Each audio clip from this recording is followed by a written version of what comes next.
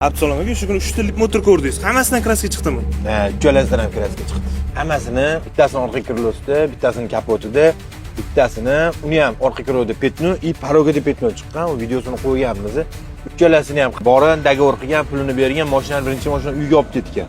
Uyga olib ketgandan keyin ham uni qaytarib olib kelib, yana ikkita mashina ko'rdi. Ikkalasidan kraska chiqqandan keyin uchinchisi xitoylik masalagi mashina sotmayman, sizlar ko'rgan mashina hammasidan kraska chiqibdi deb mashinani pulini qaytarib berib, Qaysi salonda bu botda? salonni aytolmayman deydi. Keyin odamlarga lokatsiyasi qiziq. Yo'q, aytolmayman. Ehtiyot bo'lib olishsa bo'ldi o'tgan. Qolgan qutgan mashinalarni olib kelishibdimi? Menimcha shunaqa, qolgan qutgan mashinalarni bir ikki bor mashinalarni polni berib yuborilgan.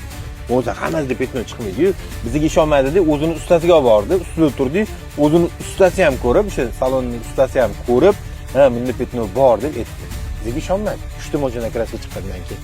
O'zi ko'rinib turgan narsa edi. Shuning uchun mashina o'tganda ehtiyot bo'lib olinglar. Ko'rib beramiz. Tanlovda birga adashmaymiz.